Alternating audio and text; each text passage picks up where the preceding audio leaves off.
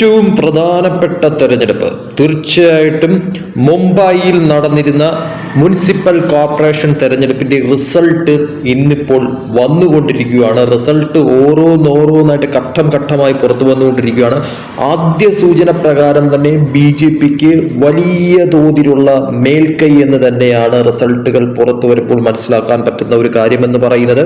അവിടെ പ്രതിപക്ഷം എല്ലാ അർത്ഥത്തിലും പരിപൂർണ പരാജയമാകുന്ന തരത്തിലോട്ട് കാര്യങ്ങൾ മാറുന്നു എന്നുള്ളതാണ് വ്യക്തമായി മനസ്സിലാക്കാൻ സാധിക്കുന്ന കാര്യം എന്ന് പറയുന്നത്. അതിൽ തന്നെ 2026 മീര ഫയാന്തർ മുനിസിപ്പൽ കോർപ്പറേഷൻ തെരഞ്ഞെടുപ്പിലെ ഏറ്റവും പുതിയ വോട്ടെണ്ണൽ ട്രെൻഡുകൾ പ്രകാരം BJP ആദ്യഘട്ടത്തിൽ തന്നെ ലീഡ് നേടിയിട്ടുണ്ട്. താക്കറെ സഹോദരന്മാരായ ഉദ്ധവ് താക്കറെയുടെയും രാജ് താക്കറെയുടെയും സഖ്യത്തേക്കാൾ BJP 7 സീറ്റുകളിൽ തുടക്കത്തിൽ തന്നെ മുന്നിലാണ് എന്നാണ് അറിയാൻ സാധിക്കുന്നത്. മഹാരാഷ്ട്രയിൽ ഉടനീളമുള്ള 29 മുനിസിപ്പൽ കോർപ്പറേഷനുകളുടെ റിസൾട്ട് പുറത്തു വരുമ്പോൾ തന്നെയും ഭൂരിഭാഗം സീറ്റുകളിലും BJP കുതിപ്പ് തന്നെയാണ് എന്നുള്ളത് എടുത്തു പറയേണ്ടത് അനിവാര്യമായിട്ടുള്ള ഒരു കാര്യം തന്നെയാണ്.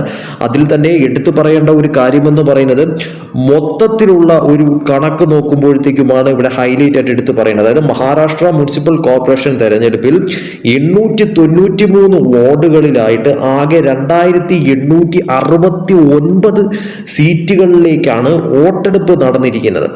ഇതിൽ ഇപ്പോൾ പുറത്തു വരുന്ന ട്രെൻഡ് അനുസരിച്ചാണെങ്കിൽ BJP ഇതിനോടകം തന്നെ 1500ഓളം സീറ്റുകളുടെ ഒരു റിസൾട്ട് പുറത്തു വരുമ്പോഴത്തേക്കും BJP ഇതിനോടകം തന്നെ ഏകദേശം 1000 അടുപ്പിച്ച് സീറ്റുകളിൽ BJP വോട്ട് നോക്കുമ്പോഴത്തേക്കും മുന്നിലാണ് എന്നാണ് അറിയാൻ സാധിക്കുന്നത്. അതായത് മഹായുതി സഖ്യം ഏകദേശം 1000 സീറ്റുകളിൽ മുന്നിലാണ്. അതേസമയം MVA വെറും 100-ൽ താഴെ സീറ്റുകളിൽ മാത്രമാണ് നിലവിലത്തെ സാഹചര്യത്തിൽ. അതായത് 2869 സീറ്റുകളിൽ അതിൽ 1500 അടുപ്പിച്ച് സീറ്റുകളുടെ ഒരു റിസൾട്ട് ഇപ്പോൾ നിലവിലത്തെ ട്രെൻഡിങ് പ്രകാരം പുറത്തു വരുമ്പോഴത്തേക്കും മഹായുതി സഖ്യം ഏകദേശം 1000 അടുപ്പിച്ച് സീറ്റുകൾക്ക് മുന്നിലും, അതേസമയം MVA സഖ്യം ഏകദേശം 100-ൽ താഴെ സീറ്റുകൾക്ക് മാത്രമാണ് മുന്നിൽ കാണിക്കുന്നത്. അതേസമയം അതേഴ്സ് നോക്കുമ്പോഴത്തേക്കും ഏകദേശം 400-ൽ കൂടുതൽ സീറ്റുകൾക്ക് മുന്നിൽ എന്നുള്ള രീതിയിലാണ് കാണിക്കുന്നത്. അതായത് മഹായുതി സഖ്യത്തിന്